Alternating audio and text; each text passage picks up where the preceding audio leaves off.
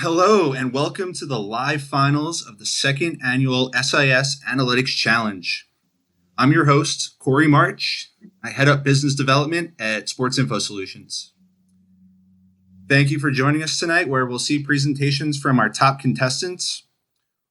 The first from a contestant who has already been crowned the winner of our first ever sports betting track, and three finalist groups who will be presenting their research and vying to be named the winner of our football analytics track. Before I introduce who's going to be joining me on the broadcast, I'll give a quick summary of the topics that the teams will be presenting on in just a few minutes. For both tracks, contestants received access to proprietary Sports Info Solutions charting data from the 2020 NFL season and used it to best answer their prompt. The sports betting prompt was, how much of an effect should quarterbacks and wide receivers have on a point spread? Contestants had to specifically quantify the point spread value of Patrick Mahomes and Julio Jones, but were encouraged to include other player valuations as well.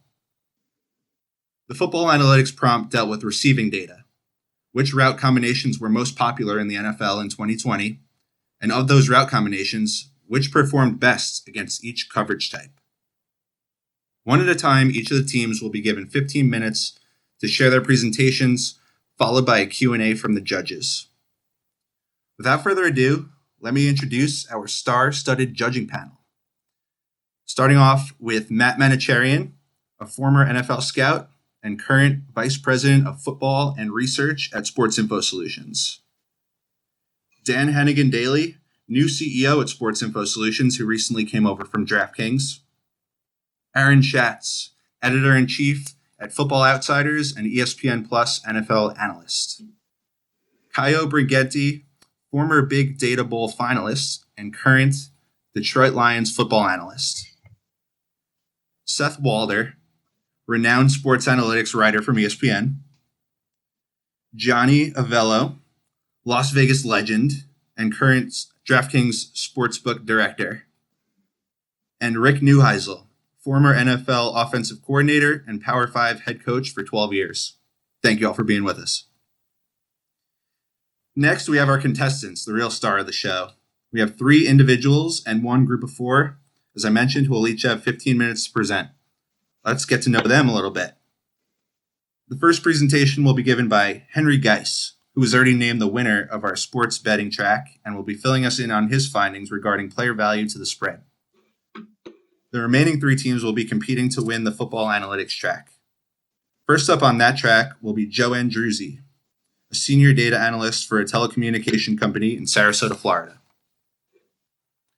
The second group on this track is Joe Chernak, a junior economist at a private economic consulting firm. The third and final group for the football analytics track is a team of four made up of Bud Davis, a private geophysics consultant for Drummond Carpenter, Mark Schofield, a contributor to USA Today's Touchdown Wire, Joey Ferraiola from NFL Next Gen Stats, and Keegan Abdu, also from NFL Next Gen Stats. Welcome to all of our contestants and judges. With all that said, let's get to the presentations with group number one, which is Henry. So Henry, if you're ready, you can go ahead and share your screen with your presentation. Once you start, you'll be given 15 minutes. All right, let's give this a shot.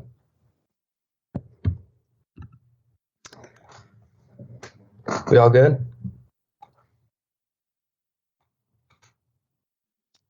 Let me see. Go. All right. Looks good.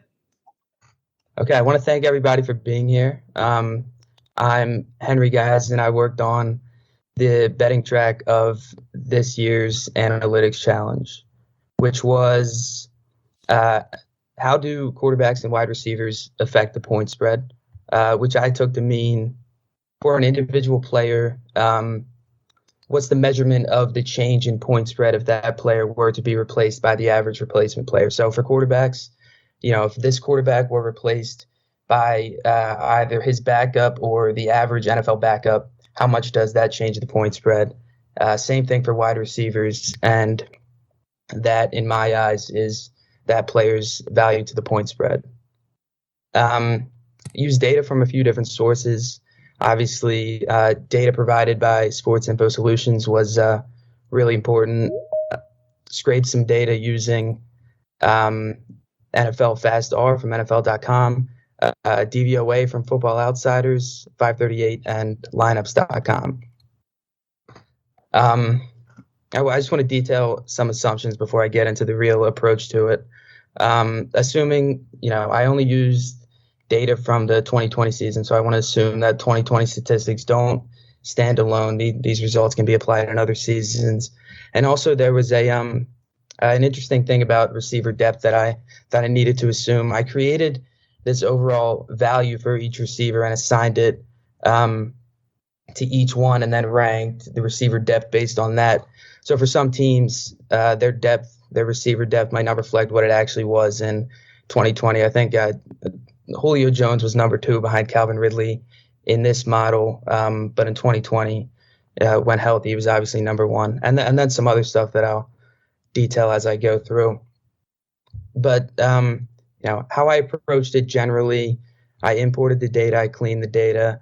Some of the cleaning involved because I was using data from different sources, making sure the names matched up, making sure the right Josh Allen was on the right team, things like that. And then I went about calculating certain metrics that I would eventually use in my model, one of which was positional total points, which was just the sum of the total points for each position group in a game. Total points being the famous Sports Info Solutions metric that kind of, in units of EPA kind of measures a certain player's performance, a certain player's contribution to the game. And what I did was I summed those totals for each position group for each team in a game, so we can, use the offensive line points for the Chiefs in Week 6 to tell us how they performed in Week 6. And then a little more simply, I calculated target share just using play-by-play data, among some other things. Then with all that data, I created a data set over which I would progress that just included, data results from every 2020 NFL game. And then all the stuff I'll talk about later in this presentation. I linearly modeled with the dependent variable being the resulting point spread. Then I extracted coefficients for quarterbacks and receivers, and I used those to calculate their spread value. 2 key statistics that I used to quantify a player's overall value. I used one for quarterbacks and one for receivers. And for quarterbacks, I used 538's ELO, which is just a rolling performance metric they use that does a really good job, I think, of quantifying the value of a quarterback just using regular box score data. You can see some familiar faces in the top 3 there. And so what this kind of did for me was it simplified it, allowed me to ask, how does this quarterback's ELO affect the point spread rather than, how does this quarterback affect the point spread? A very similar thing done with receivers. There's not really many detailed stats like ELO out there for receivers, so I kind of got creative. I imported ratings from lineups.com, which is a lot like Madden, just a rating from 1 to 99 of each player. I imported those for all pass catchers. And I multiplied that by the player's target share to kind of get his true contribution to a team and to a team's success. And I used that value as the receiver's overall value in this scenario. So you can see the top 3 here. What's interesting, Stephon Diggs, at least by lineup standards, is not the 3rd best receiver in the league, but because he's such a big part of that Bills offense, or at least he was in 2020, his overall value is top 3 right behind Adams and Hopkins. So use those, incorporated them in a linear model, controlling for other variables like that aforementioned positional total points to kind of say, independent of the performance of everybody else in the game, how is this quarterback affecting the point spread? Also controlling for the quality of the defense with Football Outsiders total defense DVOA, which I think does a really good job of just assessing the defense's value above or below average. And then the sum of a team's top 3 receivers in terms of value to kind of use as just an overall value of a team's receiving core. So I can say, all right, quarterback's receivers are this good, but despite that, how is he impacting the game? How many points is he worth? With that, we got a coefficient of a little over 0.03, which by itself doesn't tell us anything. But what we can do is we can multiply this by the change in a quarterback's ELO to get his point spread value, which we do right here with Patrick Mahomes. You can see he's got a value of 6.1 points above replacement, and that's done pretty simply, just multiplying this coefficient by the difference between Mahomes' ELO and the average replacement ELO. That gives us 6.1 points. We can also see how much he's worth specifically to the Chiefs. If he's out and they got to put Chad Henne in, it's likely that they'll be 5.5 points closer to an underdog. Same thing done for every quarterback here shown for Drews, Breeze, and Locke. You can see Breeze is in 2020, before he retired, 4.4 points above the average replacement, and Drew Lock just 1 point above replacement. Interestingly, if Locke were replaced by Teddy Bridgewater, the Broncos should be closer to favorites by almost 1.5 points. Not that that's important. And that's how I quantified quarterback's point spread value. Moving on to receivers, a very similar approach. Same variables. This time didn't control for receiver total points just because, in this scenario, we want to look at the effect of receivers. You don't want to control for receiver performance. And in this case, the coefficient we're looking for is that top 3 receivers, the sum of the value of the team's receiving core. And again, a coefficient that by itself really doesn't tell us much, but we can use it to kind of say, all right, with this receiver out, with Julio Jones out, the team's overall receiving value drops by this much, multiplied by this coefficient.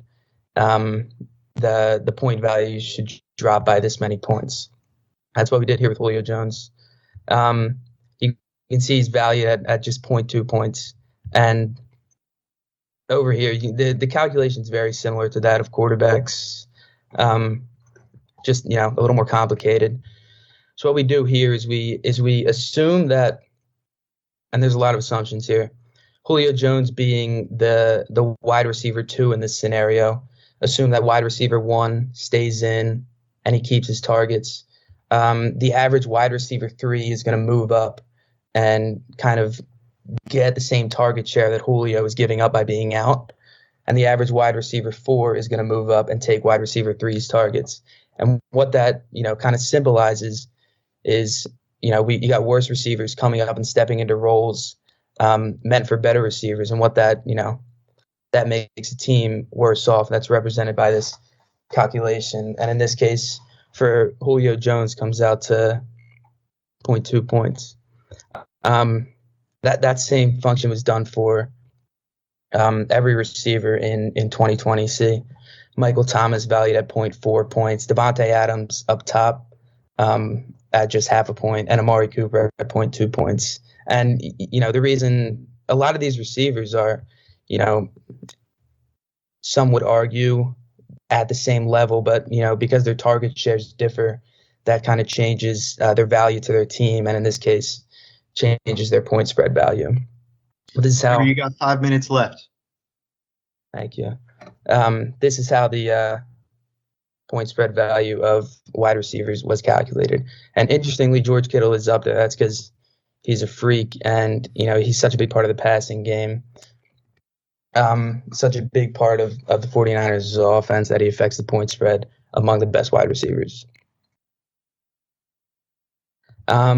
Limitations that come along with that, obviously, a lot of assumptions were made. NFL offenses aren't that predictable. It's unlikely that a quarterback's wide receiver stepping into a bigger role is going to collect the same amount of targets, but that's an assumption we made for this project. Also, in a few years, wide receivers and quarterbacks might affect the spread a lot more differently because the game constantly changes. I think in whatever year Todd Gurley went off, he got ruled out for a game. The point spread didn't change at all. I think 10 years ago, if that were the case, that the point spread would have changed by at least a few points, and that just goes to show that positionally point spread values do change. Also, there's a lot of the only in-game data that was captured in this model was total points and weekly target share, and that's something that if given, I guess, just more time and more I guess I had the resources, more in-game occurrences could have been factored in, something like turnover luck, things like that affect the point spread that we'd like to control for. And also, this wide receiver function is heavily dependent on 2020 target share, and target share is subject to change. Someone could become a lot bigger or smaller part of an NFL offense. But I think in the future, I would try to work in more in-game occurrences, maybe create my own metric for evaluating players instead of using outside sources, something, EPA-based. And then testing the results, saying, all right, here's a situation where, a backup quarterback came in. How much did the point spread actually change, and does it match up with the model? That's something that I would look into in the future. Sources I used. Thank you all very much.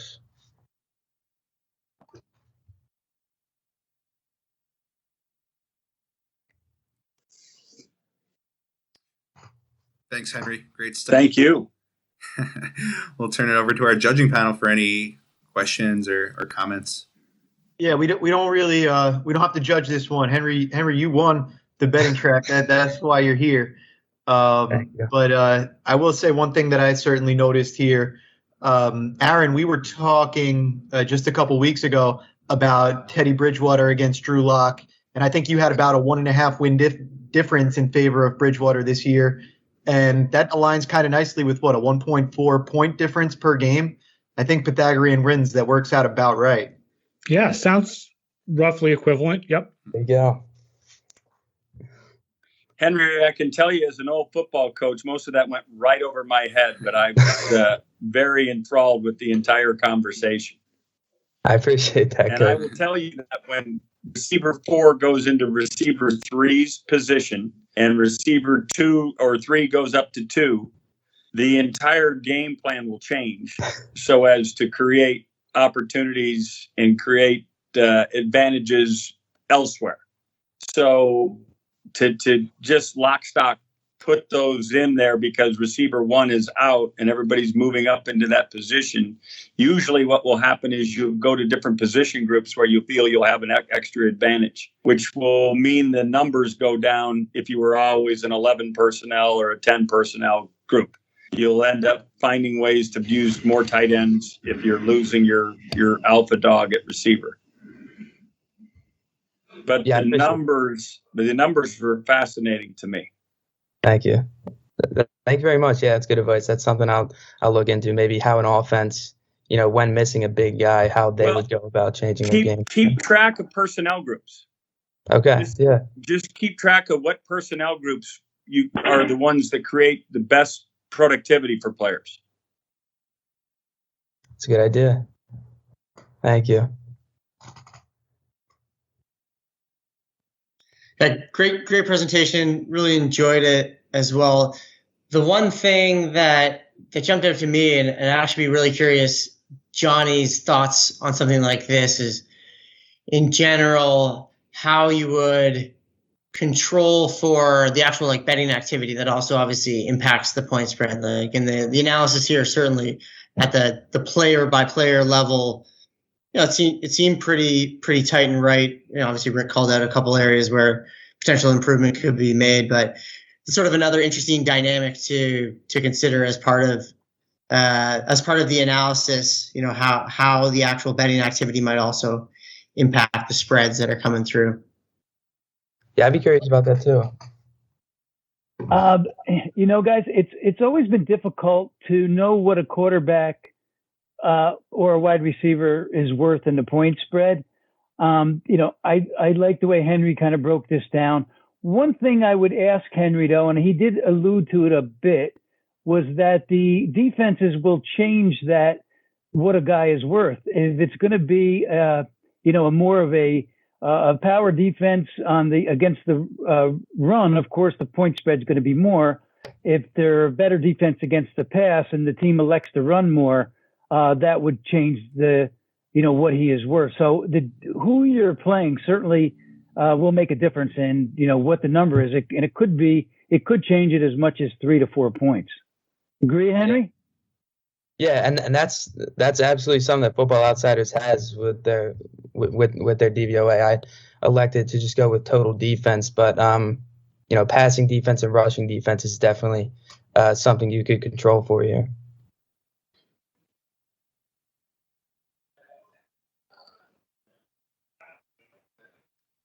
Anything else, judges? Corey, I think we should get into it. We got to keep it moving get into the competition aspect of the evening. All right, let's do it. Good job, Henry. Yeah, Thank you so much, Henry. That was great. Let's move things right along to the football analytics track, starting with Joe Andruzzi. So, Joe, when you're ready, you can share your screen and the floor is yours.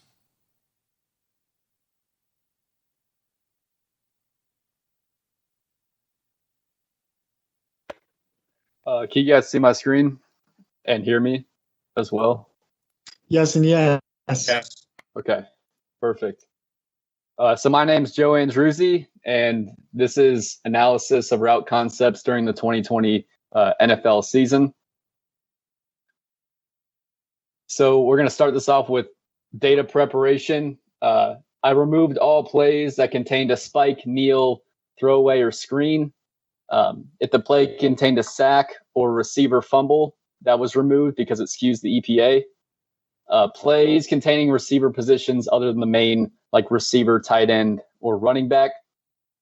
Any trick plays like flea flickers, double reverse passes, unique or rare route combinations were all removed. And left and right, which side the receiver was lined up on, that's changed to now target side and backside. So what side the target was on, and backside being the opposite side. This is because I should expect a play to be flipped or mirrored and have the same success as. How was your vacation? I think is someone. Sorry. Okay. I remove routes, run fakes, and blocking. And then I transform the data set where I have where I basically isolate the target route, size the target receiver, or any backside route with an expected location of 20 yards. So I'll show you how I got the expected location. So I took 2018 Big Data Bowl data, and I trained a model on each route and found their expected X and Y coordinates. So I was able to determine, or I was able to include backside routes in this analysis. So I said, basically any backside route that's within 20 yards of the targeted route, I'll include that into the analysis. And that's the same assumption that Sturkin did in his 2018. So that's when the actual yards gained is greater than or equal to yards to go. So 3rd and 3, we just need to pick up 3 yards. And then next is Sports Info's EPA metric, and that is used to identify plays that have high upside, can get the big chunks. And for each one, I did a scenario. So scenario 1 is first down in 8 or first down in 10. When you really open up the playbook, you're looking for a big play. We have 4 verticals here in Madden. And this is more EPA heavy. And then next we have success heavy, seeking the sticks, this is when you need a first down. So scenario 2, 3rd down and 3 or less, spider 2-eye banana. You guys might get that. And for all you kids at home, just a modeling tip. If you want to try this at home, remove like rare route combinations and stratify route groups in your train test CV splits, meaning that they have the same ratio of route groups in the train and test. So just you'll prevent overfitting by that doing that. So we're predicting for EPA and success. We also need to determine what actually makes a route combination valuable.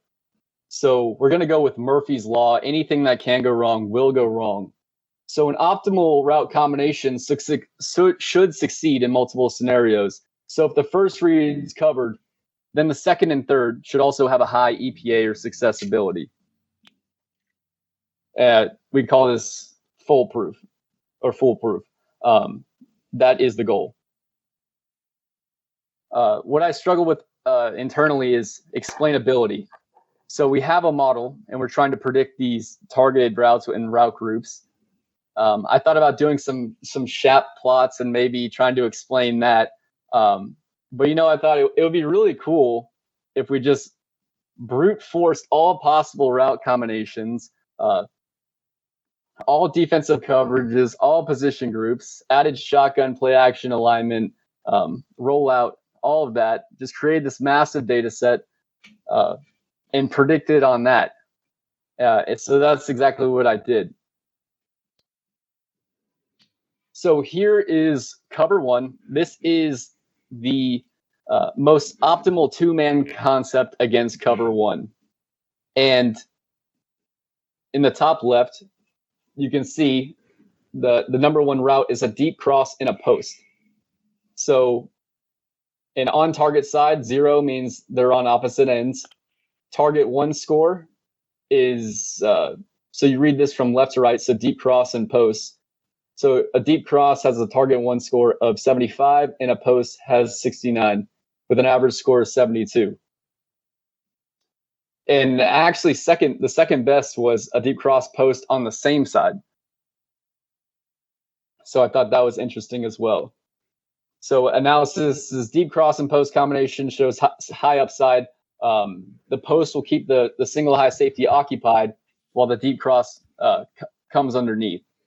And exploring variables, these are just some auxiliary features in the model where if the target was on the far side, it improved slightly. If we add a rollout, the expected score dropped. So these are just some interesting aspects I added in and thought was interesting. So next we have cover 1, and this is a seeking the sticks example. So the number 1 group was actually 2 drags from opposite ends, and actually the most inside receivers. So 3 are the most inside receivers.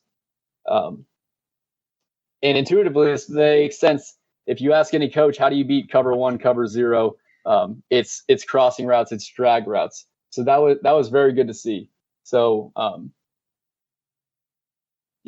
here again, you can see the exploring other variables. What I thought was interesting is when the target is a receiver, it actually the score actually dropped 0.04. I'll show one more, a cover 2 example with a 3-man concept. So we have deep cross and 2 goes from the slot, so 2 seam routes. So in this makes sense. The 2 seam routes occupy the 2 safeties in cover 2, where the deep cross comes right underneath.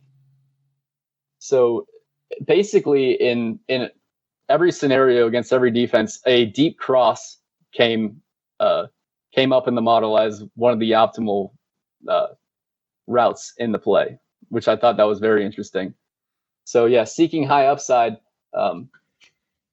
Nearly every single time, it was a deep cross combined with a deep route like a post go or corner. And seeking the sticks was a drag route in cover 0 or cover 1 situations. And then in everything else, it was mainly dual hitches from the slot, from opposing slots. So I thought that was very interesting. So let's say I don't really know this guy Joe. I don't really trust his models. Let's think about this. So if there was this secret unbeatable route concept, it should work for any team regardless of personnel or formation. So we can do a simple calculation here.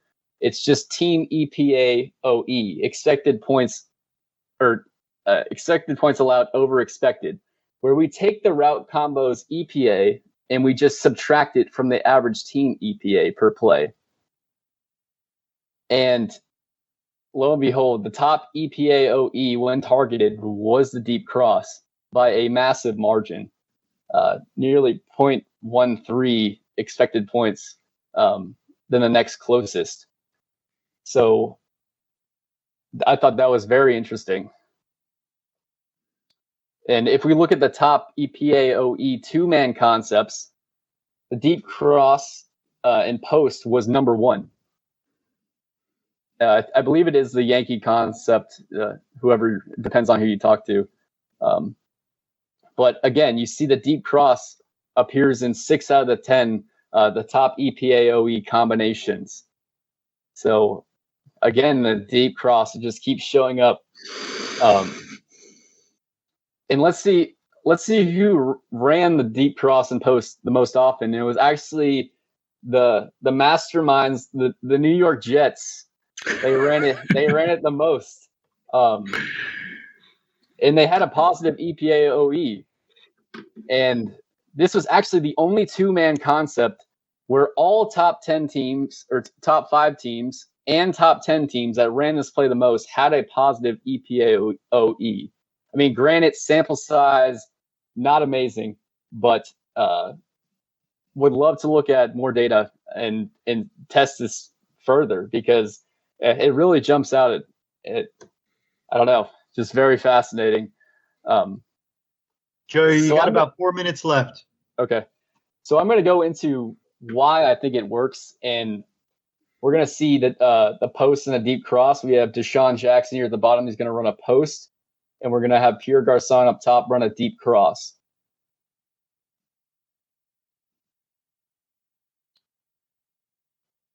So we have a play action here. And why I think the deep cross works is it can get behind the linebackers, and it can get across the field quicker than just like a normal dig. And it gets in front of the safety or the safeties. And it forces the safety to decide, am I going to flip my hips and run with the post? Or am I going to come and try to jump on this deep cross? And you can kind of see in either scenario, it doesn't look well. So here he'll try to jump the deep cross, and he just hits the post right over top. So you can kind of see it in full speed.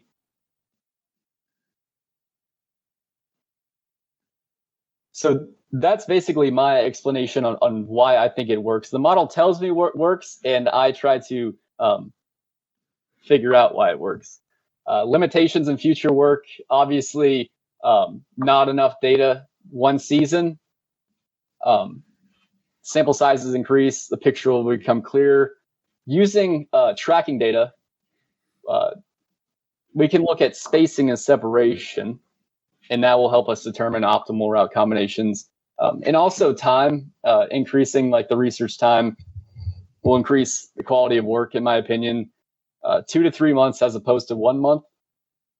Like there's so many confounding variables to identify which route is the best. It just takes a lot of time. And here are my sources, and for my modeling and everything, you can look at my GitHub. It's on there. So thank you.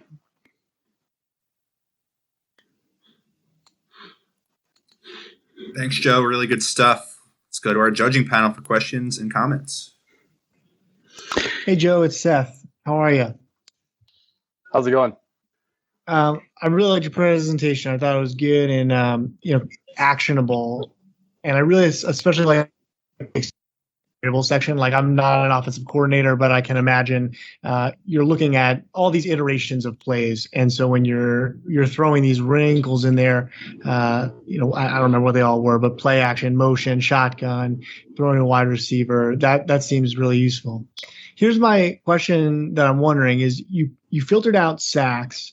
And if I'm correct, you're looking at the route combination that was targeted. Am I right about that? Yeah. So I'm looking at so the deep cross and post. It is basically a balance of the deep cross being targeted and the post being targeted. Okay. So I guess. Here's my question is, and tell me if I might be misinterpreting, but like, are you concerned about selection bias in the sense of when you run a deep cross and post, if you throw to either the deep cross or the post, a lot's already gone right for you on that play. You got good protection, and and if you run the deep cross and post, but or some other, there are other route combinations that might not get targeted or get targeted in safer situations. I guess my question is just, are you concerned about that possible selection bias? Yeah, I mean, the reason why I left out like sacks and stuff like that is because it skews the EPA. Like the post or the cross could have been wide open on the play, but the quarterback got sacked. So now you have this negative EPA when the play was actually wide open. So it's kind of difficult to do that. Can I follow up on that real quick? Thanks. Unless Seth, you're good. No, you go ahead, Kyle.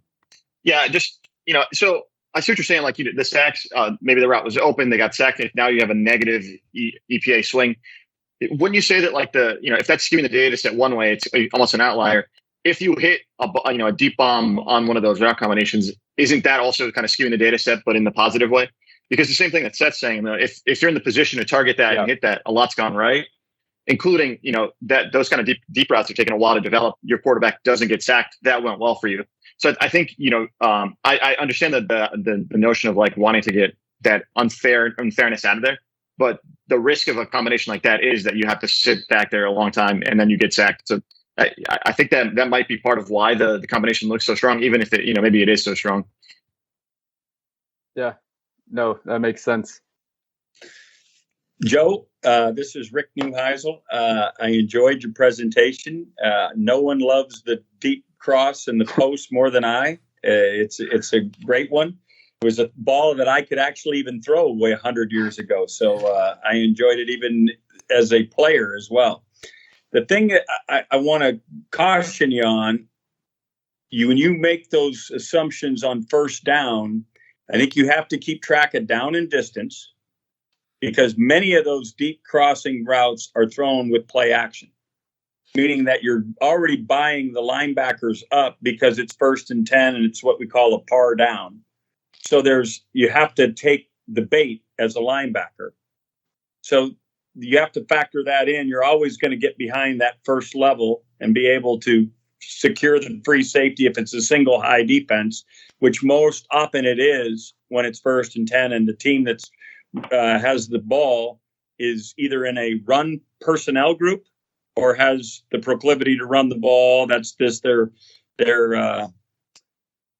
way of going about things, right? Every defensive coordinator in the NFL wants to know, are you running or passing? That's why they disguise as much as they can so that the quarterback doesn't know and can run the ball when you're in 2 high and can throw the ball when you're in 1 high. They want to disguise that as much as possible.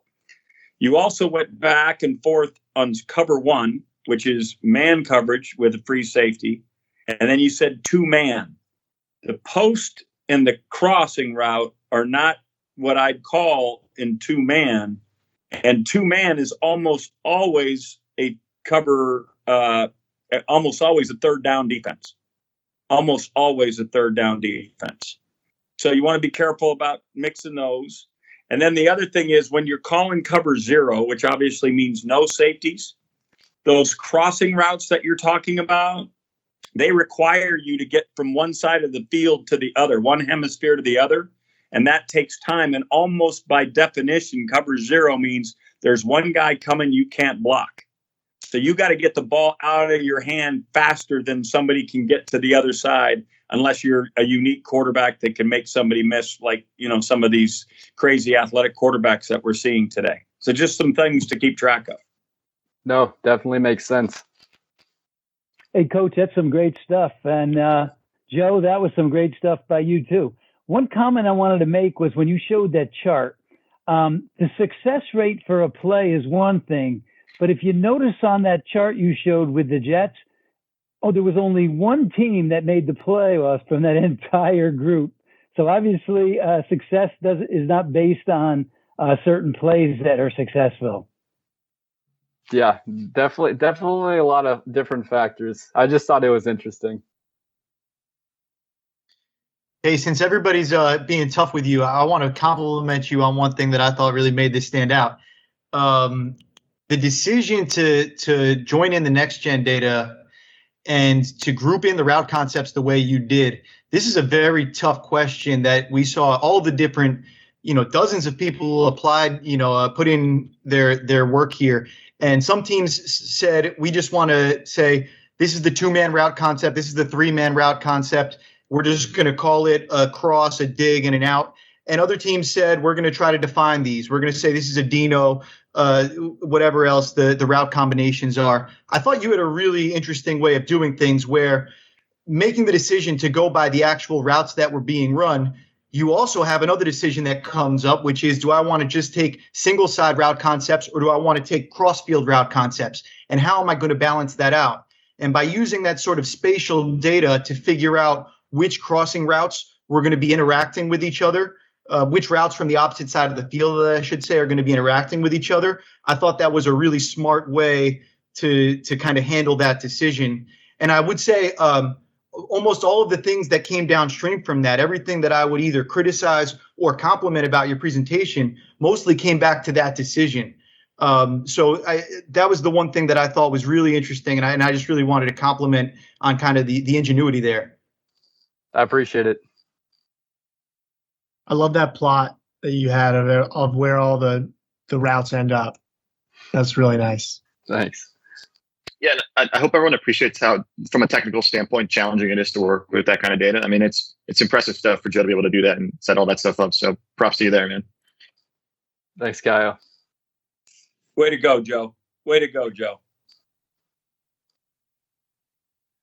Well said. Thank you for the great work, Joe. We'll keep it moving with our next finalist, Joe Chernak. And while Joe's getting set up, I would be remiss if I don't share some of the spotlight with our charity for the event, which is the Boys and Girls Clubs of America. We are really honored to have them as part of the event. We've been able to generate a fair amount of donations so far. Any more donations we can generate are appreciated. And the link to do so, if you'd be so kind, is in the description for the video. So if you want to find your way there either now or later on, it'll be open through the end of the week to make donations. So thank you everybody who has donated and goes on to donate. And on to you, Joe. The floor is yours. I believe I am muted. Can you see my screen? Yes. Okay. Okay. My name is Joseph Chernak, and this is my general track entry. So the main two questions, as we are aware, is what route combos are the most popular and what route combos are the most effective against each coverage type. So the first step in this was asking what is a route combination? And I started with a very simple definition that there's two or more routes that are designed within the structure of the play to interact with each other, and this includes crossing patterns. So by interact, I mean aiding in the success of another route, and that can include on the same side of the field or the opposite side of the field in the context of the crossing patterns. So some of the assumptions I made as just a data cleaning step was grouping more specific route combos into just more general route combos or routes, is like screens, chips into just flats or curls, and then double moves from hitches and goes. And one thing I did as well was for flats that were specified as flat left, flat right, or swing left or swing right, and did involve a fast motion that began on one side of the field but ended up on another side, I just reclassified those as being run on the opposite side of the field where they ended up, just to avoid, or just to increase the general route concepts. So one of the issues was trying to figure out what crossing patterns were being run, because it's a very important thing. And so I began by first cutting each play down the middle, left side of the center and right side of the center into different route combos. And from there, I got basic left and right side of center route combos. And then I use that to extract the crossing routes. And my crossing routes assumption was if a slot wide receiver or a tight end ran a drag, a dig, a deep cross, a post, or the sit over the middle route on both sides of the field, then that was designed to interact and be a crossing pattern. And the reason I did this was because without tracking data, I couldn't tell if a route and another route were interacting with each other or crossing with each other within a reasonable amount of time. So I chose to be more accurate and very sure that these route concepts were actually crossing within a reasonable amount of time. So just an example of this is left side of center, the outsidemost wide receiver had to go and is aligned at wide receiver. And so if the slot wide receiver was aligned on the left side, had a drag, and then the slot wide receiver on the right also had a drag, then I would just pick out the two drags and say, this is a mesh concept, and ignore the go. So with this, I was able to get what the most popular route combos were, and not really anything too surprising. The curl flat, a lot of other route combos. So even though the curl flat was the most popular, it was only 3.2% about of all the route combos I picked out of the data set. And this also allowed me to look at what route combos were the most popular against each specific coverage, which I thought was really interesting because intuitively most of them make sense. Cover zero, generally quick hitting concepts such as mesh, slants, curls, or a go and out.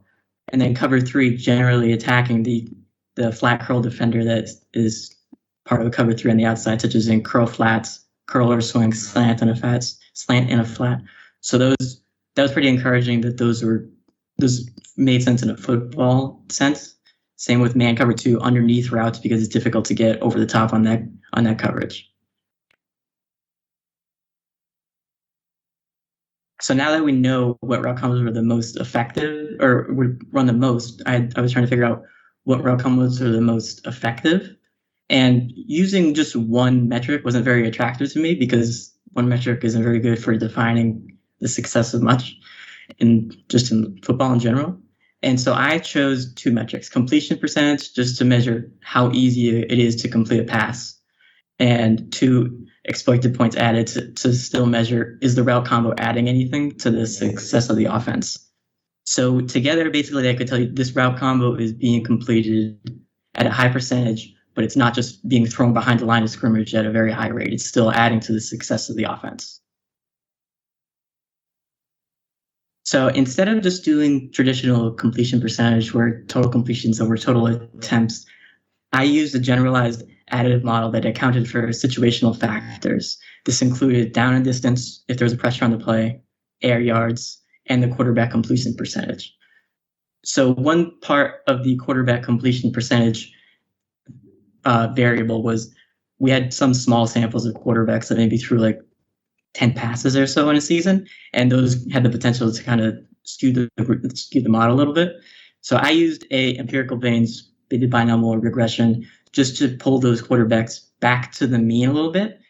And so basically what that does is that this quarterback only has a sample of perhaps 10 throws or so. That's not really enough to make a determination about their ability. So it pulls them back to, I think, about an average of like 56 or 57%. And so then I could fit that into the model and not have to worry about 100% completion percentage skewing one route combo for some reason. So this is the model I used, and you can see the variables that are really important. So yards to go, if it's very long yards, obviously the defense is going to be playing back most likely, so it'll be easy to complete underneath the pass. If there's pressure, because that's influential as well. If it was behind the line of scrimmage, and if if there was just the throw depth of the play. So then I fit a mixed effects model between the combo and the coverage ID. And so this allowed me to see the mixed model estimate of completion percentage, which basically is saying that, for example, the curl swing, when it is called, is adding about 56% to the probability of completion of a play. And that makes sense because curl swing, that is generally a short route concept. The swing is behind the line of scrimmage, and the curl, I would say, is probably about 5 to 10 yards down the field. So that's not a very aggressive concept. But I do see some deeper route concepts, which is encouraging as well. And I do have the same bias in that I only picked out route combos that were targeted. I didn't include sacks or anything, I didn't include sacks. So deep cross and a drag that might be affected by the same bias that you need the time to throw it. So that is one weakness of my model. And I also see common cover 3 beaters such as dig post or go seam in there. So that was also very encouraging. And since the curl flat was the most popular route concept in my data, I just wanted to see how it performed against the various coverages. And it was hard to kind of discern between each coverage their performance, and it didn't really stick out very much. And the error bars or the confidence intervals on each estimate is so wide because of the lack of a sample. So it's basically saying for the cover 3 that the average completion percentage added is about 52%, but because of the sample, we're not entirely sure about that. And so then for my EPA model, I used a Bayesian regression model, a very simple mixed model. And the reason I did this is because of the sample size issue. And I stuck with the default prior, which is something I would, if I had a little more time, I probably would have played a little more with the prior. So it was just a generally weakly informative prior that said we'd expect 95% of EPA to be between 5 and -5, which basically serves to influence low sample size coverages or combos and push them back towards 0 because there's not enough of a sample to be very confident about their estimate yet. But this can be interpreted in the same way as the completion percentage one, in that when the go seam is called, it adds about 0.03 or 0.03, I think, to the expected points added of a play. And that makes sense to me because the go seam, you're stretching the seams of cover 3, and that's a popular route concept. Same as corner flat, and then dig 3 cross, clearing out the middle of the field with a deep cross and having a backside dig. Intuitively, those make sense in a football sense to me that they work, and so the model reflects that, I think. And so getting to kind of what both those estimates can come to was the upper right quadrant of this plot, which is combos that have a high completion percentage but still have a high EPA. So they're adding to the success of the offense without sacrificing very low air yards or very low completion percentage. So, and the curl swing is that point on the middle y-axis line that is slightly below average on EPA but high completion percentage. So that was encouraging that I was able to pick out this very popular route combo that is probably called a little too much given that it's not adding to the success of the offense on average, but it's very high percentage throw. 5 minutes left. Thank you. And so just expanding on that idea is that I showed the top 5 most popular route combos against cover 3, and they're sorted by their occurrences, just to show that against cover 3, it appears a lot of the calls are relatively conservative. Underneath calls, curl flat, curl swing, slant flat. They're all cover 3 beaters, but they're relatively low EPA and completed a high percentage. So that was telling me maybe more aggressive calls are a better option. And against cover 1, relatively volatile coverage, see a lot of the best call or a lot of the high occurrence calls aren't always the best. And so pulling out the best route combos against each coverage, we can see that against cover 1, route combos that attempt to either occupy the middle hole defender, such as the dig trying to occupy the middle hole defender, or the drag and the dig trying to occupy the middle hole defender. Those are especially effective. Or alternatively, trying to attack outside of the seams with outs or out corner are especially effective because they're basically saying we have a one-on-one matchup and we're trying to just avoid the middle hole defender, which is the strength of this defense. And I also have the go and the deep cross pop up in mind, which kind of aligns with the last presentation. And so against cover 2, similarly, we can see coverages or combos that try to attack the cloud defender, the cloud corner on the outside. So with the go out, they're trying to stretch that cloud corner and make a decision to either come down the out or hit the little bubble between the corner and the safety that is in cover 2. And we can see that in other route combos for cover 2 with the curl flat or the out flat. And then cover 3, more results that made sense to me is the go seam, which makes sense. Trying to stretch the seams against cover 3 is popular. The corner flat, and then 2 route concepts that basically try to clear out the middle of the field with a dig post and a deep cross, and have a backside dig come in, which makes sense. Trying to clear out the middle defenders and hit a backside dig. And so for some of the lower sample coverages, which I say for last, basically cover 0 made sense again, that quick hitting routes, pick routes, slant routes, because there's very little time on the play, so you have to get rid of it very quickly. So those made sense. The slant flat, especially, and the pick flat. And man cover 2, since it's so difficult to get over the top on that coverage, my estimates basically pointed to combos that tried to stay underneath and not really make an attempt to go deep against those coverages. And lastly, Tampa 2, which there wasn't much of a sample for, but against Tampa 2, I noticed a lot of trying to attack the Tampa 2 middle linebacker in the middle of the field and basically try to put him into a conflict, like with the dig posts or the seams, just trying to outright beat him down the seam or the slant flat. Some of the limitations are, as I said, I only picked out route combos that were targeted, so I'm biased a little bit on that. And then without tracking data, you were basically judging each throw on its outcome, not the process. So, for example, was it a bad throw? We don't know that. How much separation did the route combo create, which would be the ideal target with tracking data to get a better estimate. And then one thing that I always kept in mind was this season was especially offensively focused, and league-wide completion percentage was 61%, which was the highest over the last decade. And the league-wide EPA per play was 0.10, which was also the highest over the last decade. So with a small sample size in the season where it was especially offensively focused, it might be overinflating the estimates a little bit. And thank you. I appreciate you all taking the time to listen.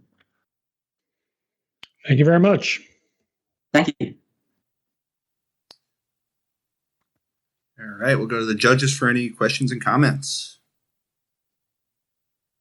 Joseph, Johnny Vello, excellent presentation. Thank you. Thank you. One question I want to ask about the presentation was, does home field advantage or field familiarity make a difference? Have you looked at it at home or away, or doesn't it really matter? Mm-hmm. I think it may have mattered in a different season. I didn't consider it for this analysis because of the pandemic, there was no fans in the stadium. So I didn't really consider that after seeing a lot of posts on Twitter or online that basically said the advantage of home field advantage wasn't much of an advantage in the season in particular. But it's possible if we had another data set that you could see an advantage. Okay, thank you. Thank you. Joe, great job. Rick Neuheisel here. A Thank you. couple of things to keep track of. Mhm. You mentioned curl flat being a popular throw against cover 3. Cover 3 is the coverage you're anticipating when it's a rundown, because people are going to get more defenders close to the box, anticipating, going to try to stay ahead of the chains. So an easy pass is a popular throw amongst a bunch of offensive coordinators where all you're trying to do is hit a completion, right? And stay into that 2nd and 5 so that you can get to that 3rd and 3, which is a much higher percentage play than 3rd and 8, as we all know. The other thing to look for in those curl flats is they're not always just curl flats. If you just put your pencil and drew a circle at the end of the route and drew where the two receivers end up, you can imagine the number 2 receiver. Defensive players and defensive coaches always counting the receivers from the number 1 receiver is that one.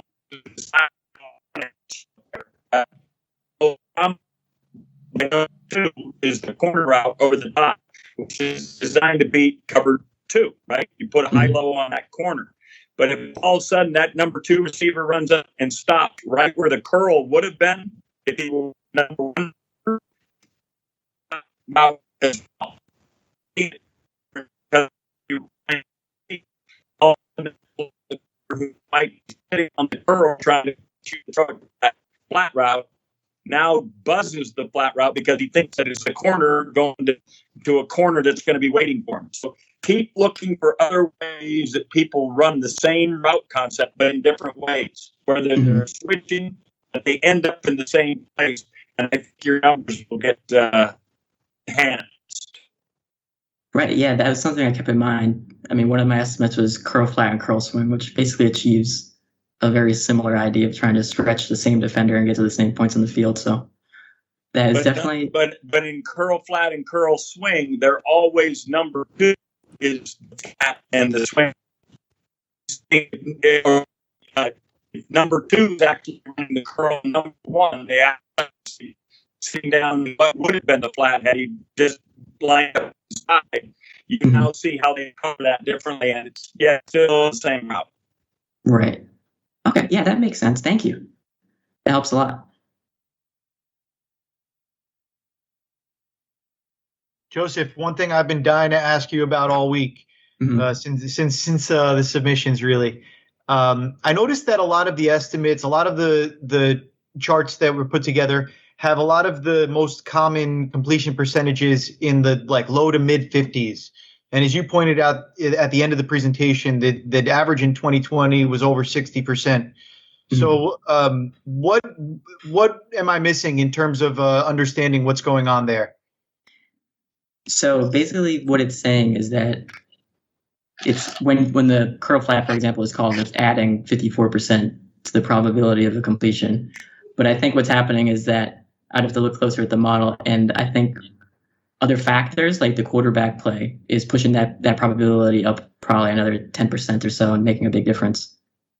So it's factors that are controlled, that are not considered by that are outside of the purview of the model, that are, as opposed to what your 54% being out of 100, it's actually out of a number less than 100. I think I get what you're saying. I think so, but I do think there are a lot of influential factors. I'm not. I'd have to look at the model again. I'm not exactly sure. Right.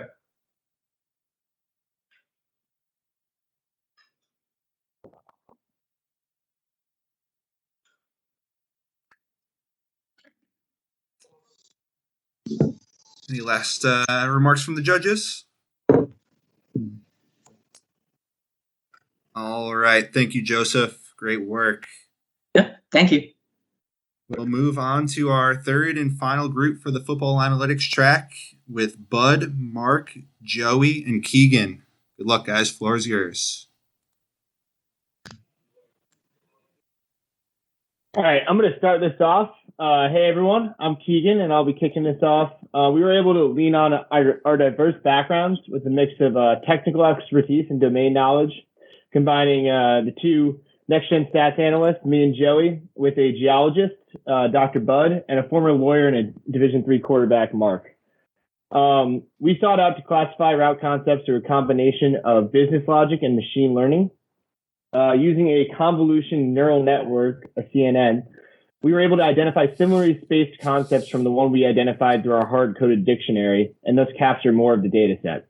We found that these novel concepts identified by the CNN perform very similarly to the traditional route concepts, which made us comfortable grouping the two together. Once we had our classifications done, we then explored which concepts were the most popular and the most effective, We then broke down how each concept performed against both specific coverages and based on whether the coverage had a middle of field open or middle of field closed.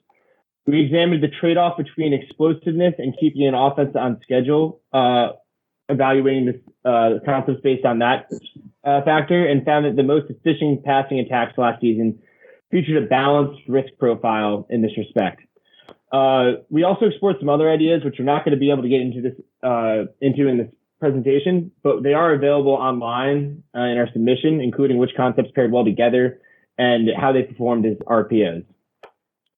As part of our data cleaning, we took the initial data set and cut it in half to around 16,000 plays, focusing on standard passing plays. So this meant we removed non-passing plays, screens, and plays without a coverage or any real routes charted. We then leaned on our football experts to develop a route dictionary, setting up business logic to classify concepts based on the order, alignment, and routes run by each receiver on a play. For simplicity's sake, we grouped together the expansive list of routes charted into general groups. For instance, vertical routes were grouped to include any double move, deep routes, and also fades, seams, and goes. All in all, we ended up with 36 different concepts that were hard-coded into our route dictionary, which can be seen on this slide. If any of these concepts were identified on the play, they were tagged. By this, a play could have multiple concepts tagged on the same play, and these concepts included both one-sided concepts, as you could see in the upper left-hand side, such as a curl flat or a smash, and two-sided concepts, such as mesh or shallow cross. Through the route dictionary, we were able to identify concepts on 70% of the plays in our data set, which is a really encouraging start for such a brute force approach. But by using the CNN on the play cards that Bud coded in, we were able to identify concepts on the remaining 30% of plays. And I'll hand it off to Bud to explain what he did there. Yes, we had this 30% of our data set that we really had a choice how we wanted to approach it. We could either get rid of it and say, hey, we don't have a good idea what the route concept were, or we could try some techniques from computer vision and specifically image recognition. So we used a convolution neural network, which is a really effective tool in this space.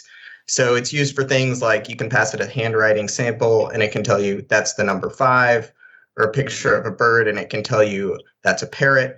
We wanted to build something where we could draw the routes for each play and it could look at a play's image and tell you, hey, that curl and go, that's a Haas. That go and out, that's an Ohio. Those two curls, that's curls. And come up with all of the route concepts that were on a play and really look at the spatial patterns from all the routes on a play and say, hey, what route concept best exemplified that play? So what we did was we drew the routes for each play and we would come up with labels for them. So there could be multiple labels for each play. So this example play here has a Y cross by a deep cross by the inside receiver. It also has a dagger concept. So it's a multi-item classification for each play in our data set. And we used the 15,000 plays that had good route concept labels from our route dictionary to train and validate our model. And our convolution neural network used a layer structure that was similar to the visual geometry group layer structure, which is a pretty effective convolution neural network for image recognition problems. Overall, we achieved pretty good model accuracy. We came in around 80%, which was pretty good for the time we had on this. Our main problems were with false positives and false negatives, which I'll get into a second. We didn't have very much systematic error, but like you'll see, we did over and underestimate some concepts. So on the x-axis are what our route combination dictionary identified for each play, and on the y-axis is what our convolution neural network image recognition model thought the route concept was for each play. So overall, there was really good one-to-one correspondence. We felt pretty good about this. And really the only systematic problems we saw were occasional false positives and false negatives. So false positive would be the convolution neural network thinking a play had a Portland concept where the route concept dictionary did not identify it for that play. Similarly, we had false negatives where the route concept dictionary might say, hey, there was a mesh on this play, but the convolution neural network didn't pick up on it. So overall, we applied our CNN model to all of the plays in the data set and told it, what are the 1 to 3 route concepts which best characterize this play? So this gave us a large data set to work with, and it also gave us route concepts that were based on spatial characteristics of the plays, not necessarily a hard-coded, strict route dictionary where we had to come up with every edge case. It could actually look at the spatial patterns based on the routes we drew. And this let us capture novel and atypical versions of routes, which I'll talk about on the next slide. The disadvantages of going this route are that 20% error rate, and specifically in that error rate, over and underestimating the frequency of some route concepts. So these are these novel plays. So these are plays where the traditional route dictionary didn't say it. We weren't able to assign a route concept to these plays using the traditional route dictionary, but when we fed it into the model, it was able to come up with a concept. So on the left, it identified this play as a flat 7. So rather than being a traditional corner and flat combination, we've got a corner and whip combination. So similar spatial pattern, but just a little variation. We've got a novel Haas here, where rather than a curl and a go, we've got a comeback and a go. And then on the right here, we've got a novel Portland, where rather than a post and a dig combination, we've got a post and a slant. So we were really happy that we were able to capture these plays that had similar spatial characteristics, but were the slight variations, and we're able to assess them. And so one of the things we wanted to look at is, do these novel plays actually perform differently than the traditional plays? And what we found is they were actually really similar in their performance. They had similar average EPA per play, similar bimodal distributions, similar success rate. They achieved positive EPA at a similar rate. And when they had successful plays, they had similar explosiveness. So they generated similar EPA per play. There was a slight difference in unsuccessful plays, where novel plays had a slightly lower negative EPA per play. So they didn't fail as badly.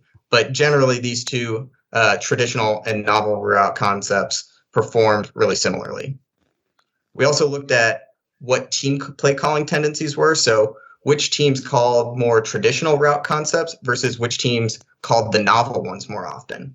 So we found teams like Green Bay, the Titans, the Chargers, and San Francisco called these novel route concepts more frequently, almost twice as much as teams like the Colts and the Bucks. But we didn't really see any systematic difference in terms of their passing attacks EPA per play. So we thought that they performed pretty similarly, and it wasn't a major factor in their success.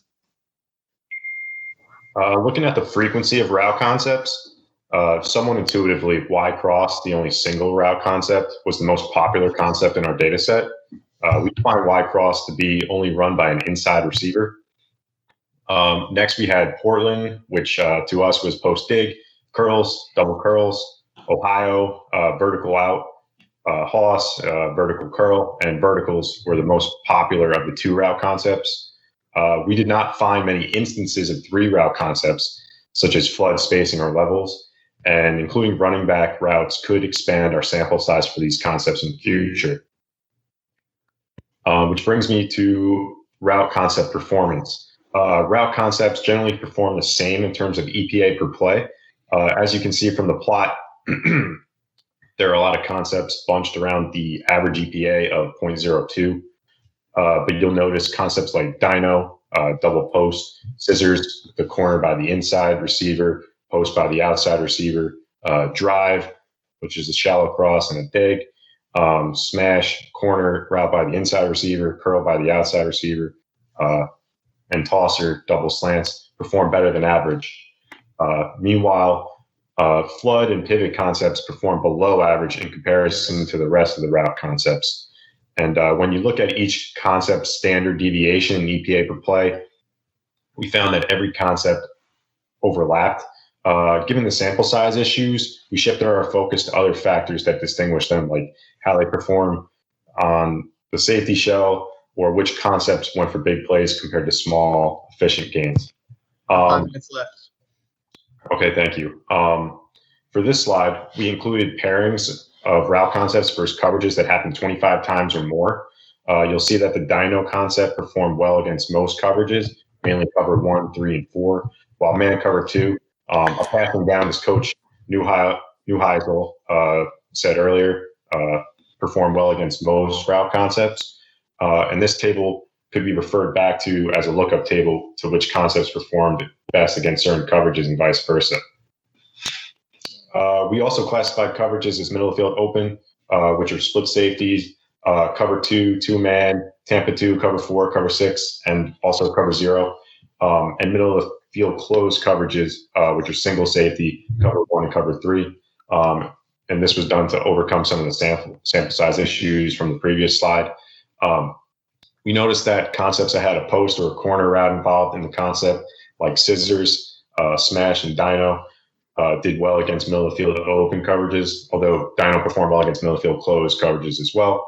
But for example, in cover 4 or middle of field open coverage, cornerbacks generally line off with an outside shade, which can allow a post route to easily win inside leverage. Or against a smash or a scissors concept, the outside cornerback will pattern match the outside receiver with a vertical stem.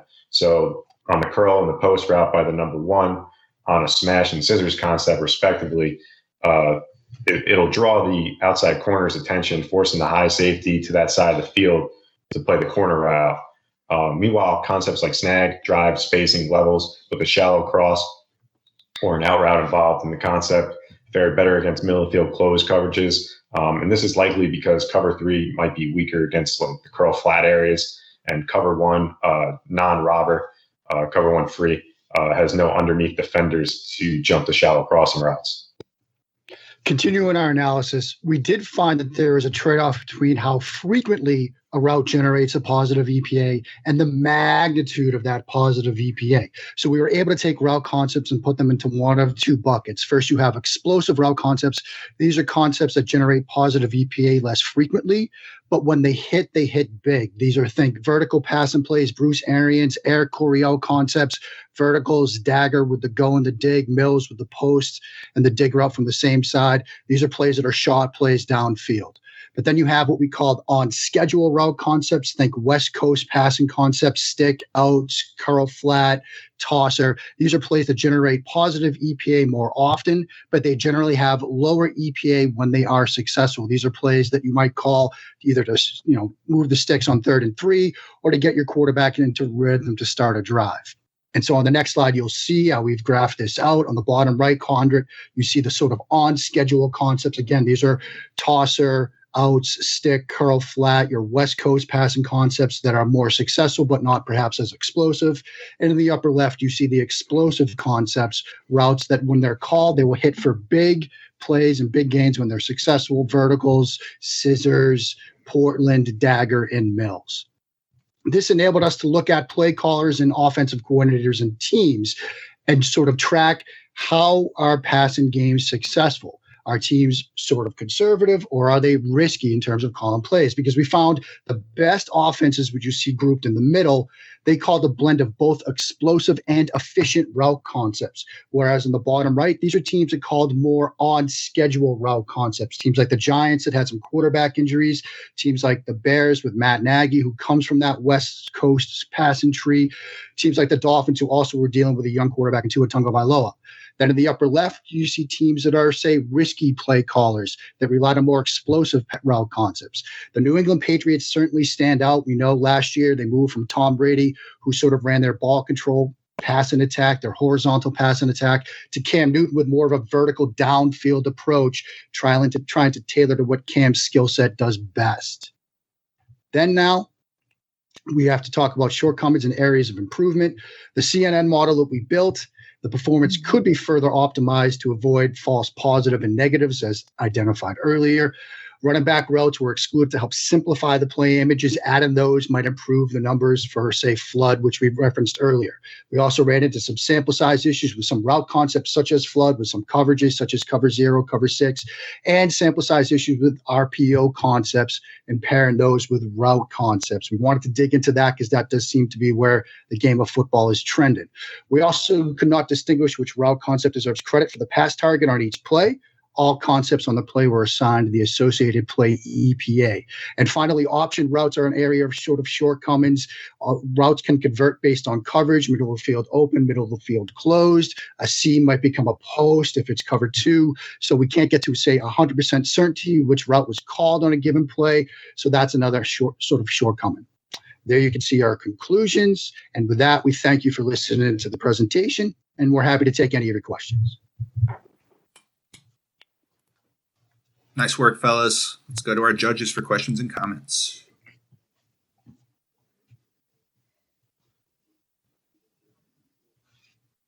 I'll ask the first. Did the false negatives and positives cancel each other out, and therefore you would have had if they did, then you would have been able to use your data to be pretty precise? I thought we ended up probably with more false positives than false negatives. It was much more likely to suggest a route concept that, basically an extra route concept on a play than to miss one. It just kind of happens, and especially giving the convolutional neural network the freedom to suggest 1 to 3 routes. The route dictionary might have only had 1 route concept on that play, but the image recognition might say, oh no, there were 2 or 3. So we definitely leaned that way. Okay. Thank you. Hey, guys, very, very, very good job. I mean, it was very clean, precise, very thorough job. Thank you. Appreciate it. Yeah, one thing that comes to mind for me is Coach was talking about before about routes that might end up in the same area and how those maybe should be classified as the same thing, even if they're technically not the same thing. I love how you guys used the CNN technique to be able to combine that. I thought the multi-classification was a really smart way to say, no, this is both. This is Haas and it's Ohio. Obviously, there's a choice there where you're saying by doing that, you're trying to not define that 3-man route. And I know you guys had some different performance amongst the only 1-man route scheme that you had versus the rare 3-man scheme seemed to perform a little bit lesser, which might be something about the way that the model is constructed that's kind of biasing that. But irrespective of that, I think as far as just evaluating really what you guys were aiming to evaluate, it was such a clever way to go about doing so. So I really commend you guys for that. Great job, fellas. The one thing I would add, I think I heard you say that you're not counting the running back's route in this particular model. And I would caution you, oftentimes, especially when the second receiver, number 2, is going vertical, you're doing that to just eliminate the safety. And now you're playing basically flat curl, all the 2-man concepts with a running back and number 1. And so to not include him, I think ends up skewing your data a little bit because it's basically the same route. It's just you're eliminating somebody because primarily it's a cover 4 beater, and that's what they like to do in rundowns. Same as the cover 3 situation. So just one thing to keep track of when that running back is a free releaser and is out into the route, then he's definitely part of the read, and likely you're seeing a lot of number 2 vertical on those. And the last thing I'll add is I love the term dino. I've never heard dino. It's always been Dino, but I say no. And we go Dino now. Go Dino now. Really appreciate the feedback there, Coach. Coach, I noticed that too, and I got to say, I love every time you give feedback to any of these groups. I feel like I'm learning something because you could really I could repicture doing all the analysis you guys just did, and instead of looking at that Haas as that curl vertical, looking at that vertical as really a decoy, and then trying to figure out what's going on with the curl and the running back, and just how much that would change the sort of results, but really not change the analysis. It's fascinating every time you say something, Coach. We're blessed to have you. Sounds like I need to put my shoes on, get them. It sounds like it's getting deep in here is what it sounds like. Great job, fellas. Thank you, Coach. Thanks, Coach. Thanks. Hey guys, I thought it was fascinating. You had a lot of fascinating things in there. I love the spatial approach with the CNN, and I want to just say thank you for including the charts about the novel play calls. Like, even though it ended up being that the novel route combinations performed equally as well as the others, like that's a great question at yeah, I mean, it would have been a really cool story if it had been like dramatically one way or the other, but I'm fascinated, or it's still really interesting that it was, it did perform equally, and the team plot was interesting too. Two questions. One is on the explosive play calling route combinations chart versus the more conservative ones. How much do you guys feel like that is, there were a lot of bad teams in that explosive area. Like, how much do you feel like that was teams that were behind and therefore had to run those route combos? Yeah, it's a great question. And I do think sort of the Patriots are sort of great way to sort of frame that, because obviously last year that was a different offense that was trying to sort of figure out what they had in the passing game. They were certainly struggling. And these weren't the Patriots of years past, where usually, the passing game, the short ball control passing game was their run game. Last year, the run game was their run game. And so they were often, if they ran the ball on first down and they got a stop and it's suddenly second and long, then they had a quarterback that they thought was a better vertical passing quarterback than the sort of accurate, precision passer that Tom Brady, that they had last year with Cam Newton. So I do think that you could certainly see in that quadrant those teams that they're getting behind the sticks. They have to dial up vertical shot plays to try to get back on schedule. And then, you do see that cluster in the middle, the teams that had that sort of blend to the passing game, explosive versus sort of on schedule. Those are the teams that were the most successful. It would be interesting. I apologize. It would be interesting for you to figure out what a running quarterback means to their efficiency as a passing unit. Because as an analyst, I always say when there's a running quarterback, the likelihood is you're going to get more 8-man in the box coverages, right, which creates obviously easier and more explosive passing opportunities. When you have a Lamar Jackson or a Cam Newton, go down the list, those guys, Deshaun Watson, those guys create more in the box defense than others because of their prowess with their legs. So you're going to get numbers that are skewed because of that, because they're going to get more advantageous coverages. And I also appreciate, fellas, that these novel pass concepts didn't end up being better than the others. And it just tells me that I spent 25 years where I could have gone better.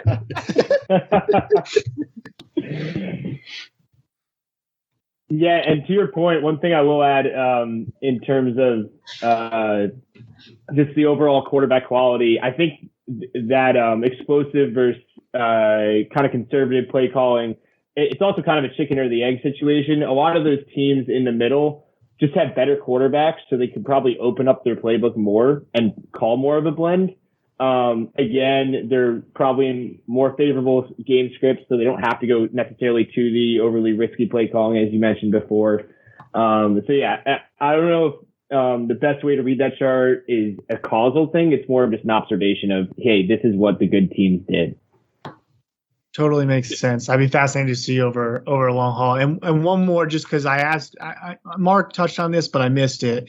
How were you handling EPA with regard to whether the route combo was targeted? I want to make sure I asked the same question I asked Joe, and the other Joe addressed it too, with regard to that.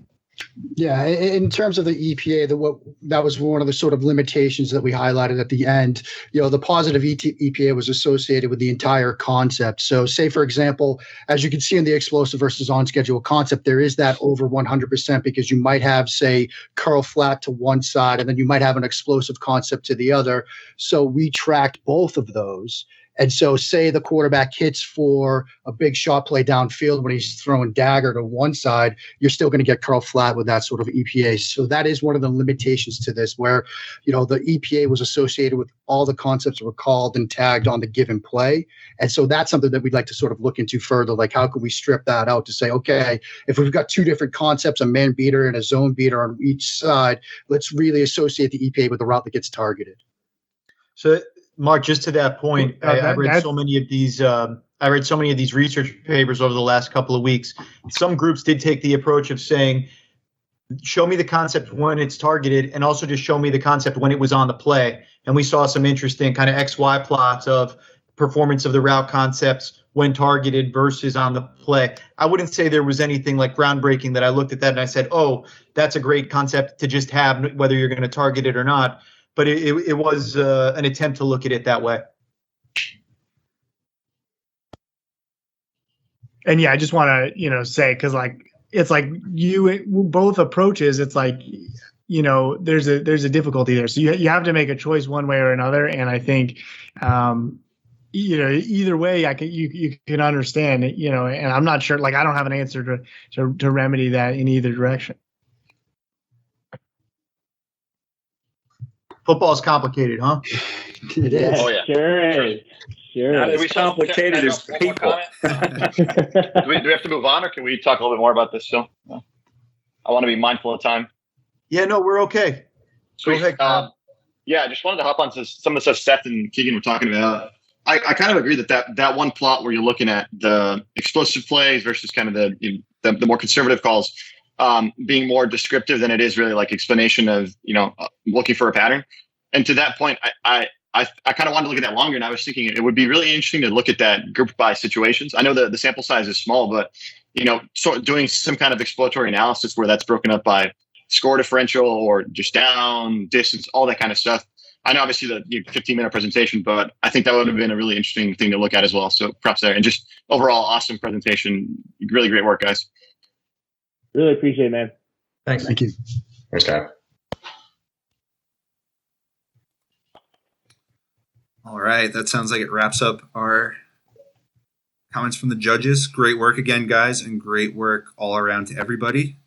That wraps up our 4 presentations for the night, and we're going to send our judges off to a breakout room to deliberate for 5 or so minutes.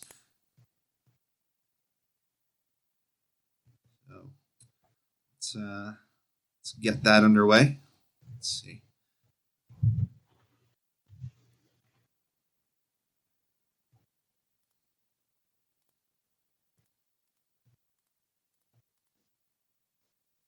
I've got everybody selected there.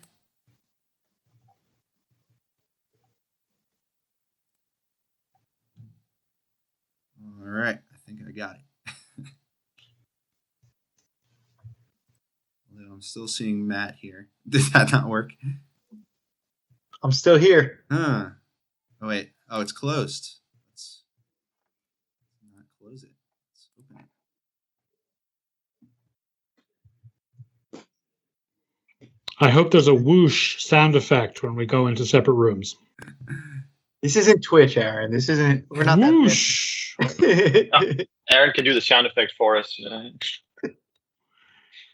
Now we're in the judging room. Whoosh. Let's see. Maybe it'll work. All right. It looks like they're getting sent off. There they go. There we go. All right. Yeah. Looks like I got everybody. Is Aaron still here? I'm still here. Oh, you didn't get your whoosh? I didn't get my whoosh. I did not go off to the judge's room. Let's see. All right. Here we go.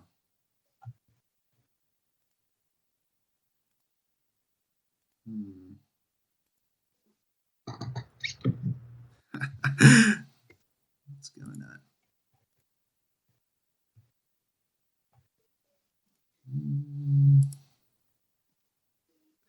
All indications are you should be in there. Oh, okay. I mean, I had to drop out at one point because I wasn't seeing the slides. So maybe that's why I haven't gone off to the other room. I'm hitting an ask to join button, so maybe they'll give you permission. My first time using the breakout rooms in Teams.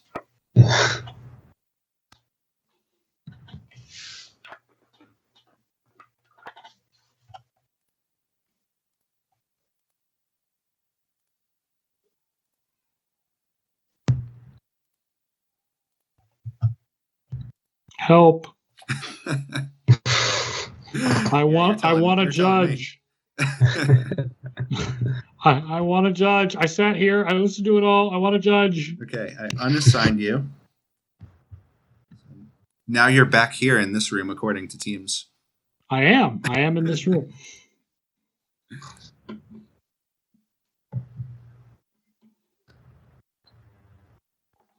Now, according to teams, you're moving to the breakout room. I will be moved in 10 seconds, it says. Oh, okay. There you go. Any final words? Whoosh. Whoosh. All right. So now that that's taken care of, finally, mercifully, take about 5 minutes for the judges to deliberate. So viewers, contestants, feel free to stick around or grab a bathroom break, grab a snack, but we'll be back shortly with the outcome. And while we are deliberating, a few messages.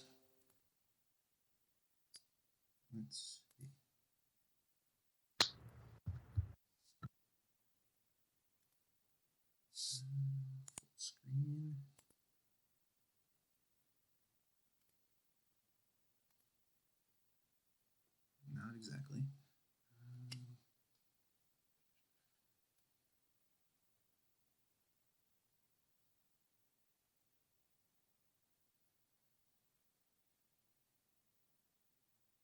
Let's try it this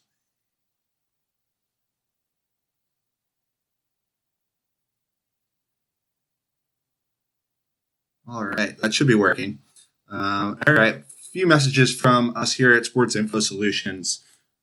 First, the motivation behind this whole event and the most important aspect to us was the charitable donation.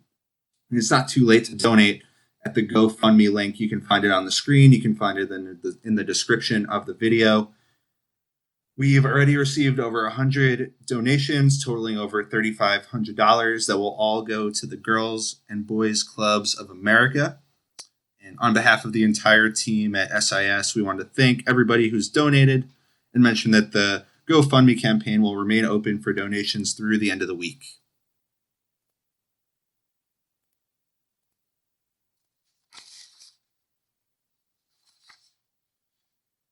Next, the SIS Data Hub Pro.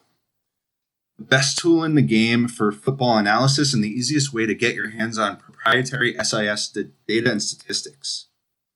It's an undeniable edge for anybody who's simply looking to learn more about the game, win your fantasy football league, or be more informed and go on to win more bets. The tool gives you unprecedented access to game, split, and season level data from every NFL game dating back to 2016. And there's a college football version that includes every FBS game back to 2016 as well. There are dozens of filters that can be used in any combination. This page here is the NFL player blocking leaderboards. It's sorted here by run, blocking, pass earned, and you can see that Orlando Brown ranked number 1 last year, so good pickup by the Chiefs. There's also team leaderboards and sections for every aspect of the game: passing, rushing, receiving, pass rush, pass defense, and more.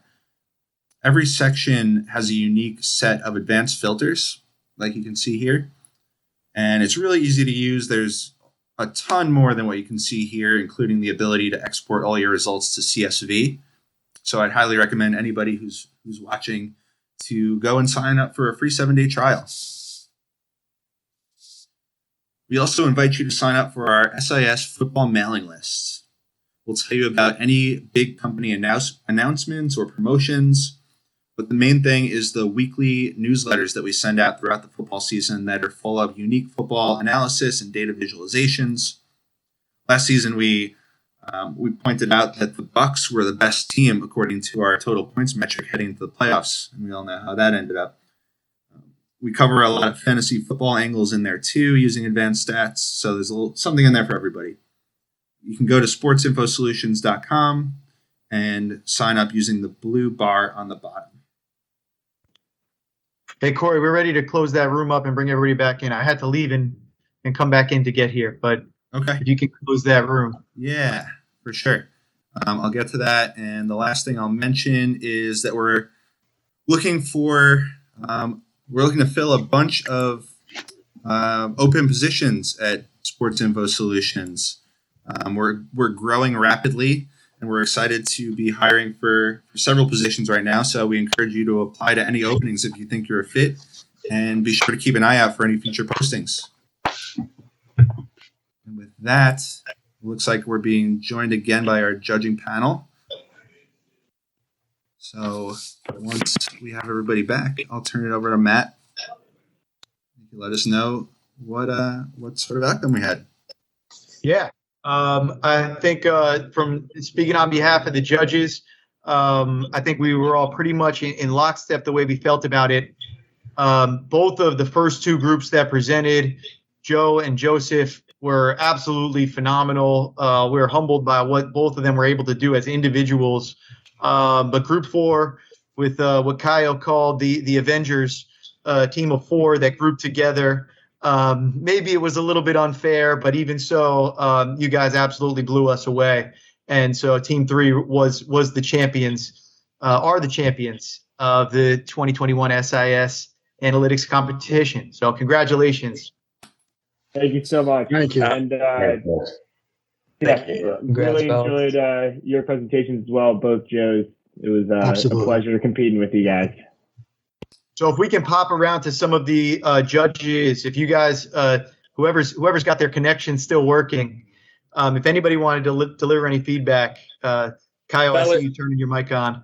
Fellas, this is Rick Neuheisel. I just want to say how much I enjoyed this. I wasn't sure exactly what I was getting into when I came on this deal, but I think I got some A's in math. I'm not sure I'm in your level of math, but it was fascinating to listen to the analytics, what you were able to decipher by, working this hard at the project.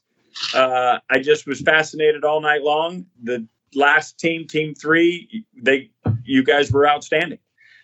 Joe and Joseph, I promise you, if I get another job, I'm calling you because I want you in my analytics department because your guys are right there too. This is big time stuff you're working on. It's fascinating and it'll help somebody in a front office someday if that's something you're interested in. So best of luck to everybody, but congratulations again to the Avengers, Team 3. Thanks, Coach. Thanks, Coach.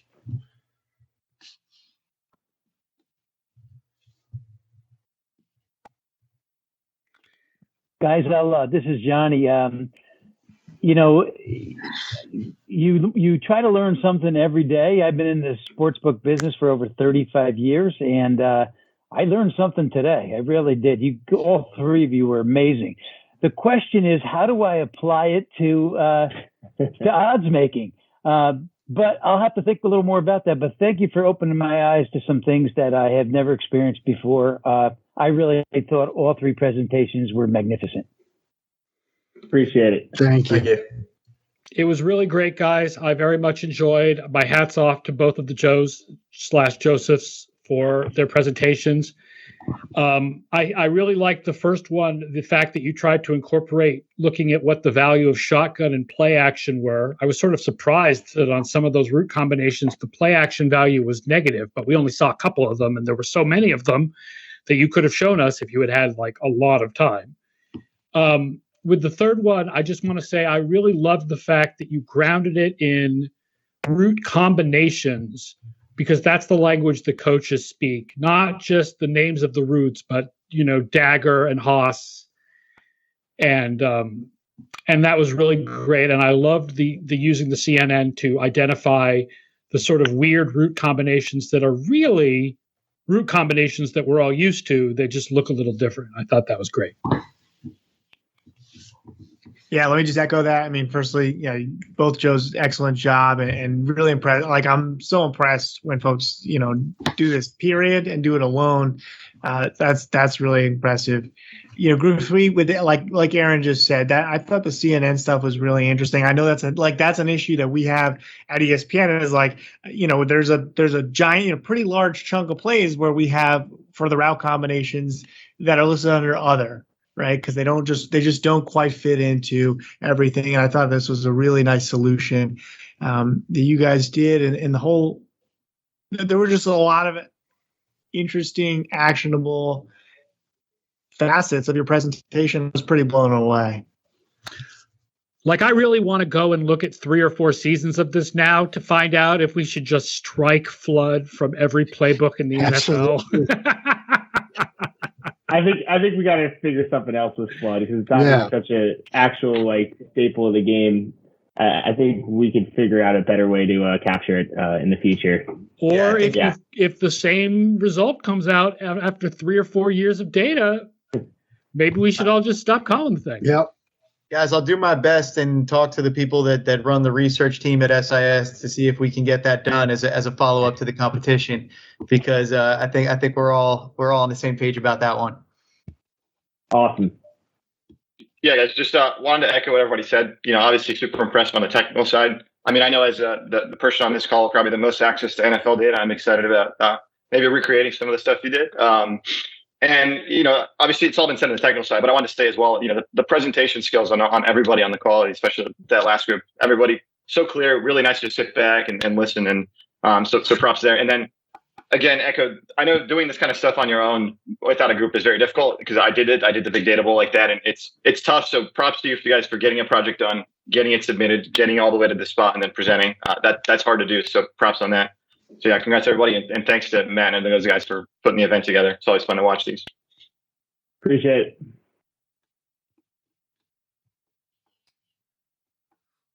You're here. On that note, Corey, Yeah. I'll just mention the SIS Analytics Challenge GoFundMe page. We have surpassed by a long shot what we were able to raise last year, and we've got $10,000. I would call it within striking distance at this point. So, Corey, I think you said that's open till the end of the week. And anybody watching this in the future, you can head to that GoFundMe.com page for the 2021 SIS Analytics Challenge. It all goes to the Boys and Girls Club of America. That's why we do this in the first place. So please, if you can afford to donate, I still think we got a chance at it, Corey. Let's make it happen, people. All right. Thank you to all of the judges. Special shout out to the winners. Group 3 from the football analytics track, Henry for our inaugural sports betting track. Looking forward to growing both of these in the future. Congratulations to all the contestants tonight. It was really spectacular to have made it this far among the steep and really competitive slew of submissions that we got. So feel good about yourselves, everybody. On that note, we'll wrap things up. Thank you, everybody at home, for tuning in. We're right on the precipice of the 2021 NFL season. I know personally I can't wait. I'm sure I share that sentiment with everybody in the room. So enjoy that. Enjoy your night. Take care, everybody. Sweet. Thank you. Bye. Thank you. Thanks, everybody. Awesome work. Bye, everybody. Appreciate y'all. Thanks, guys.